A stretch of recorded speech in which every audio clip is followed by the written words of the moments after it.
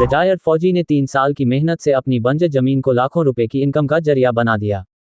फलों का बगीचा लगाया और इस साल 20 लाख रुपए के फल तैयार कर बेचे हैं। झुंझुनू शहर से 11 किलोमीटर दूर बुढ़ाना में जमील पठान के खेत हैं। 2015 में सेना से रिटायर होने के बाद प्रॉपर्टी का काम शुरू किया। फिर बंजर जमीन पर परंपरागत खेती की, लेकिन कुछ भी फसल सही से पैदा नहीं हो पा रही थी। फिर उन्हें इस जमीन पर फ्रूट का बगीचा तैयार करने का आइडिया आया। 2017 में 60 बीघा खेत में मौसमी, किन्नू और नींबू के 8000 से ज्यादा पौधे लगाए। 3 साल की मेहनत के बाद फलों का बगीचा तैयार हो गया। इसके बाद 2020 में 15 लाख रुपए के फल तैयार हुए। पिछले साल उन्होंने 20 लाख के फल बेचकर 5 लाख से ज्यादा का मुनाफा कमाया। अब जमील दूसरे किसानों को भी ट्रेनिंग दे रहे हैं। जमील ने फ्रूट की खेती के साथ ही शेखावाटी में फ्रूट का सबसे बड़ा मार्केट तैयार किया है। फ्रूट की सप्लाई झुंझुनू के अलावा सीकर, चिड़ावा और नवलगढ़ की मंडियों में भी कर रहे हैं। इसके अलावा व्यापारियों द्वारा उनके फ्रूट जयपुर मंडी में भी भेजे जाते हैं। इतना ही नहीं, फोन पर भी उन्हें ऑर्डर मिल रहे हैं।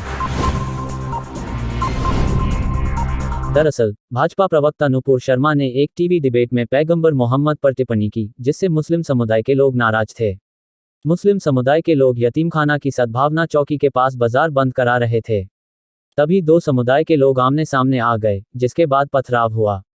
बवाल इसलिए भी हुआ क्योंकि जुमे की नमाज के दौरान ज्यादातर मस्जिदों में हुई तकरीरों में कहा गया कि वे पैगंबर पर की गई किसी भी टिप्पणी को बर्दाश्त नहीं करेंगे। वहीं मुस्लिम संगठनों ने बाजार बंद का आह्वान भी किया। पुलिस ने किसी भी इलाके में लोगों को नमाज के बाद प्रदर्शन की अनुमति नहीं दी थी। हालांकि लोग सड़कों पर निकल आए। परेड चौराहा पर करीब 1000 लोग हुए। बवाल शुरू होने के बाद स्थितियां तेजी से बेकाबू हुईं। पुलिस तंग गलियों में घुसकर कार्रवाई नहीं कर पा रही थी। हालांकि करीब 4 घंटे तक चले उपद्रव के बाद स्थितियां काबू में आ गईं। पुलिस ने 18 उपद्रवियों को हिरासत में लिया है।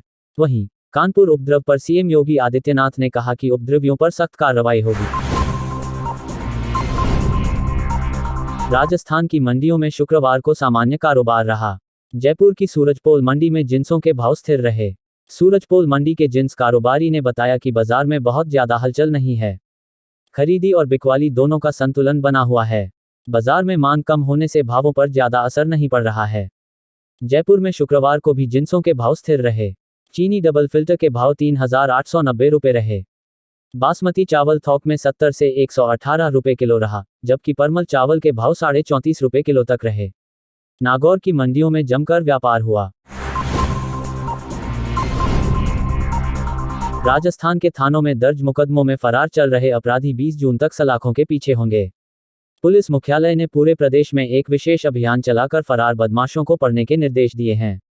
20 मई से जारी इस आदेश के अनुसार अब तक 6000 से अधिक बदमाश गिरफ्तार हो चुके हैं।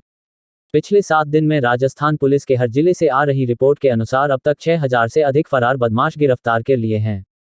20 जून तक चलने वाले इस अभियान की कमान एडीजी क्राइम रवि प्रकाश के पास है। उन्होंने बताया कि इस ऑपरेशन की मॉनिटरिंग को पीएचक्यू की क्राइम ब्रांच के सहयोग से किया जा रहा है।